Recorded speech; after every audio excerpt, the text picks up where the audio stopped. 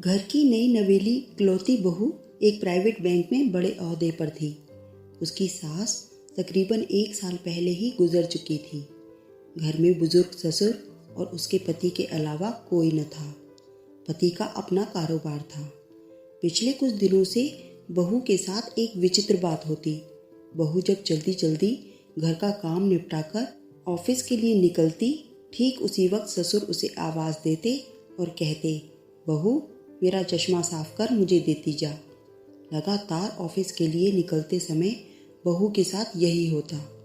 काम के दबाव और देर होने के कारण कभी कभी बहू मन ही मन झल्ला जाती, लेकिन फिर भी अपने ससुर को कुछ बोल नहीं पाती। जब बहू अपने ससुर की इस आदत से पूरी तरह ऊब गई तो उसने पूरे माजरे को अपने पति के साथ साझा किया। पति को भी अपने पिता के इस व्यवहार पर बड़ा ताज्जुब हुआ, लेकिन उसने अपने पिता से कुछ नहीं कहा। पति ने अपनी पत्नी को सलाह दी कि तुम सुबह उठने के साथ ही पिताजी का चश्मा साफ करके उनके कमरे में रख दिया करो, फिर ये झमेला समाप्त हो जाएगा। अगले दिन बहू ने ऐसा ही किया और अपने ससुर के चश्मे को सुबह ही अच्छी तरह साफ करके उनके कमरे में रख आई। लेकिन फिर भी उस दिन वही घटना पुनः हुई और ऑफिस के लिए निकलने से ठीक पहले ससुर ने अपनी बहू को बुलाकर उसे चश्मा साफ करने के लिए कहा। बहू गुस्से में लाल हो गई, लेकिन उसके पास कोई चारा नहीं था। बहू के लाख उपायों के बावजूद ससुर ने उसे सुबह ऑफिस जाते समय आवाज़ देना नहीं छोड़ा। धीरे धीरे समय बीतता गया और ऐसे ही कुछ वर्ष निकल गए। अब बहू पहले से कुछ बदल चुकी थी।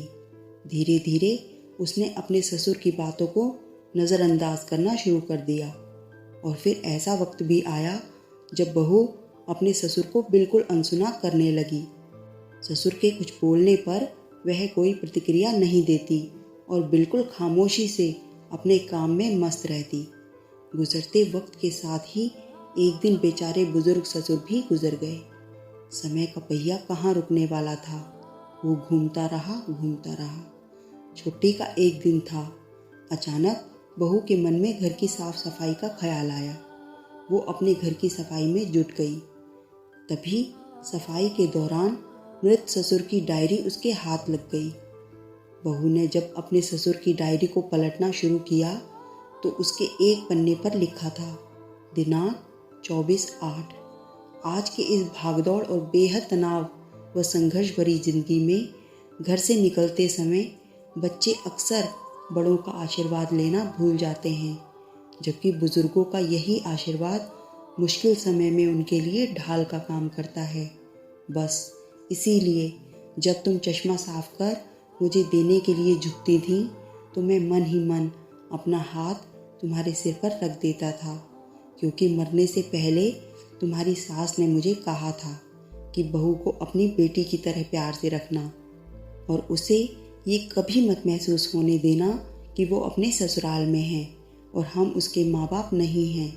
उसकी छोटी मोटी गलतियों को उसकी नादानी समझकर माफ़ कर देना। वैसे मेरा आशीष सदा तुम्हारे साथ है बेटा। डायरी पढ़कर बहू फूट फूट कर रोने लगी।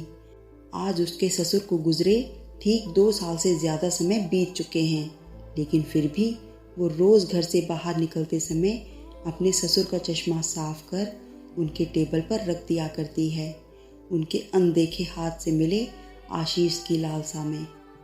जीवन में हम रिश्तों का महत्व महसूस नहीं करते हैं, चाहे वो किसी से भी हों, कैसे भी हों, और जब तक महसूस करते हैं तब तक वह हमसे बहुत दूर जा चुके होते हैं।